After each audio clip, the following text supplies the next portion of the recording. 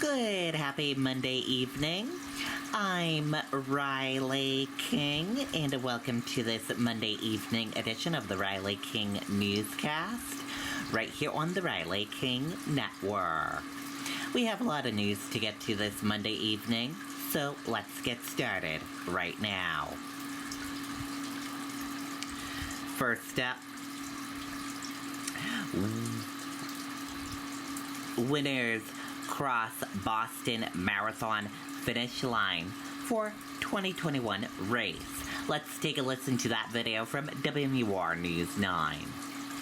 I've been a teacher and a stay-at-home mom. Starting my own business took a lot, and it meant a lot for my family. So it really made me feel good knowing that Senator Hassan was fighting for the funding that our businesses needed. She cared about businesses like mine when it counted. It is Marathon Monday, and as thousands of runners make their way along the course in Boston, winners have been done for more than an hour now.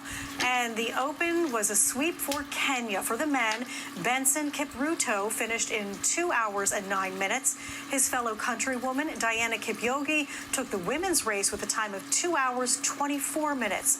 And it was a sweep, a Swiss sweep in the wheelchair races. Marcel Hug won in 1 hour, 18 minutes, despite making a wrong turn while following the lead vehicle. Manuela Char, successfully defending her title, won the women's wheelchair race in 1 hour, 35 minutes. This year's race is seeing several changes because of the pandemic, one of the biggest being the October schedule of the course. Doug Meehan from our sister station in Boston is at the starting line in Hopkinton with some of the other differences this year. This is the Hopkinton Green, and the slogan here in town is, "It all starts here." 26.2 miles from the starting line to the finish line in Boston. Lots of changes this year for the 125th running of the Boston Marathon.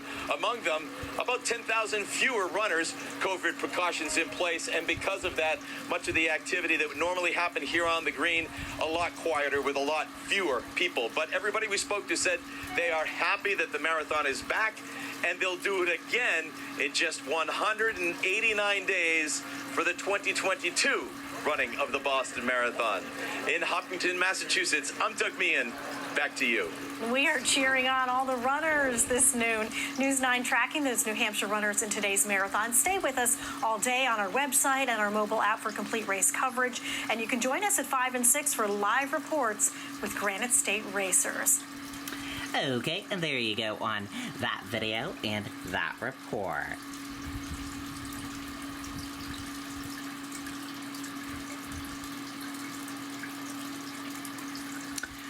"14-year-old girl recovering after suffering serious injuries when she fell down Waterfall." Let's take a listen to that video from WMUR News 9.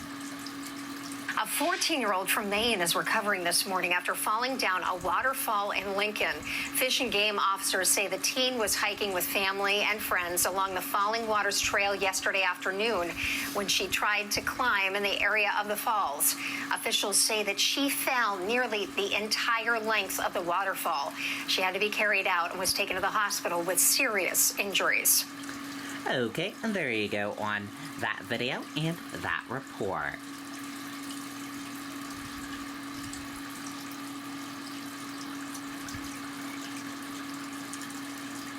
Hiker rescued by Conway Scenic Railroad train. Let's take a listen to that video from WMUR News 9. The Conway Scenic Railroad played a critical role in rescuing a hiker Sunday. Fish and Game officers received a call about a woman who seriously injured her ankle near the railroad tracks in Crawford Notch. The train was preparing to return to North Conway and was able to pick up the woman and bring her to a trailhead where she met up with an ambulance. Doesn't happen all the time. Okay, and there you go on that video and that report.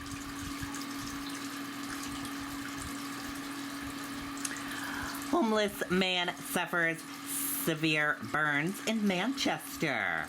Let's take a listen to that video from WMUR News 9. Okay, Kelly, I see you. After years of swiping right on the wrong dudes, looks like you found the man of your dreams. But there's just... A partially melted baseball cap that investigators believe belongs to the victim lay on the sidewalk Monday morning in Manchester. It was just before 6 a.m. when crews responded to the area of Beach and Valley Streets. Upon arrival, they found a male with burns to approximately 50% of his body. Investigators say the 38-year-old man was living there in a homeless encampment. The exact cause of his burns is under investigation, but they say it may be related to the colder weather. They're using whatever they can to stay warm, so we're very concerned about that. Last December, there was a fatal fire off Willow Street in Manchester. A man there died when the propane device he was using to keep warm set his tent on fire. Then there was a series of propane explosions at a homeless encampment underneath the Amoskeag Bridge back in February, which also caused a large fire. Officials are worried that today's incident may be a harbinger of things to come. Our concerns with this type of population right now is it's getting colder weather, and we don't know exactly how they're going to try and keep themselves warm. It's usually not approved methods. While there's no update on the victim's condition, firefighters tell us the man was able to talk, although he wasn't able to tell them what happened. They also say they hope to be able to release some more information later this afternoon. Reporting live in Manchester, Ray Brewer, WMUR News Now. Okay, there you go on that video and that report. Pedestrian seriously hurt and hit and run in Rochester. Let's take a listen to that video from WMUR News 9. That victim left in the road was taken to Portsmouth Regional Hospital with severe injuries. Police know his identity but are waiting to share it, obviously, until family is aware. This all happened at about 5:55 this morning in the area of Burger King and Home Depot. Police say it's common to see people walking their pets or exercising in that neighborhood at time of the morning.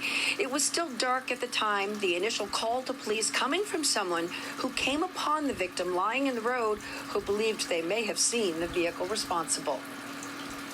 Somebody described what they thought was a blue-colored SUV, possibly pulling off of McDuffie Street onto North Main Street when it struck the pedestrian.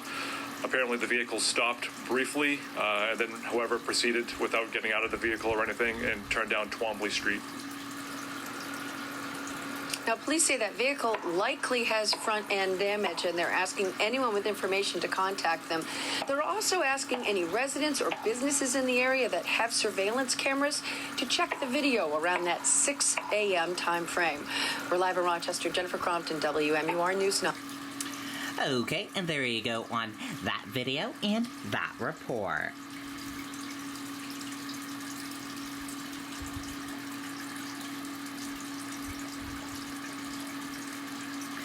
The 7th annual Freedom Run to honor of New Hampshire journalist James Foley set for October 23rd.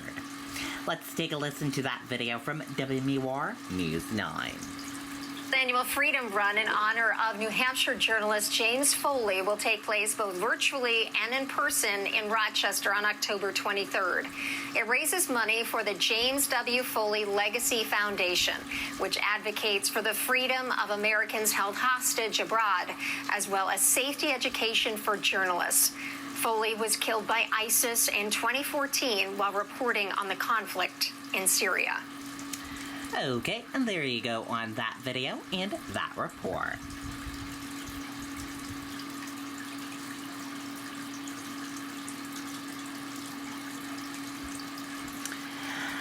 Diver dies on Lake Winnipesaukee. Let's take a listen to that video from WMUR News 9. Turning to other news now, in New at 11, some sad news tonight out of Guilford. A man is dead after an apparent drowning this morning. Police say the man was diving in Lake Winnipesaukee with 3 others when he became unresponsive. The man was removed from the water and given CPR, but he died on the scene. Police do not suspect foul play and have not yet released his name. Okay, and there you go on that video and that report.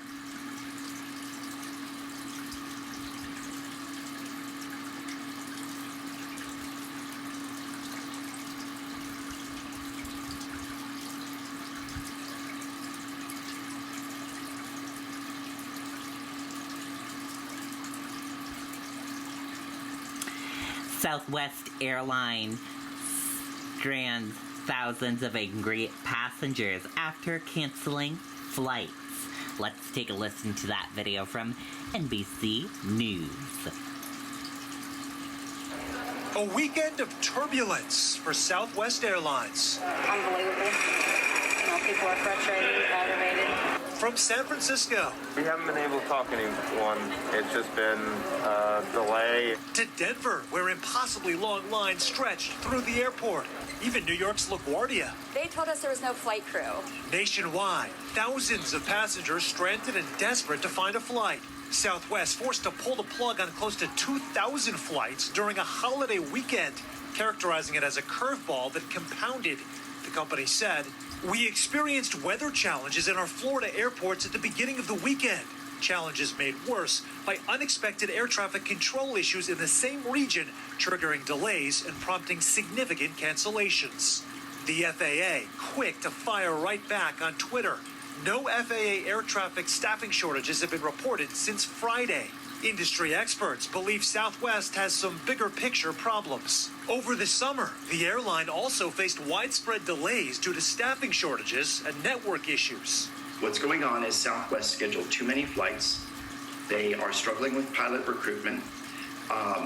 They have a very complicated route network. Customers like Louis Means, who went to Florida for his son's engagement and then had to drive 9 hours back to Houston, want answers. We called customer service and we went ahead. I said, well, let's just go ahead and keep the phone on. After 6 hours, we finally took it off. You were on with customer service for 6 hours. 6 hours. Andrew Sprague and his family forced to sleep overnight in the Honolulu airport, waiting on a connecting flight to Maui for their family vacation. You could see up and down the screens, just canceled, canceled, canceled. American Airlines, by comparison, with a major hub in Miami, canceled 66 mainline flights Saturday. American, Delta, Frontier, JetBlue, and Spirit all have sizable operations in Florida. None of them are reporting any cancellations or many cancellations. Sources familiar with this situation say that things are improving exponentially by the hour, that it should be close to normal by today and normal, guys, by tomorrow. As for rampant speculation online right now that Southwest pilots were calling out sick because of a mandatory COVID vaccine policy, the pilots union says that is absolutely not the case. Savannah, back to you. All right, Sam Brock in Miami. Hope it's a better day for passengers. Hey, thanks for watching our... Okay, there you go on that video and that report. And that does it for this Monday evening edition of the Riley King Newscast right here on the Riley King Network. Thank you for tuning in and watching. Have a great rest of your evening and see you back here tomorrow for another newscast. I'll have a news report coming up in a little bit. Good night and goodbye.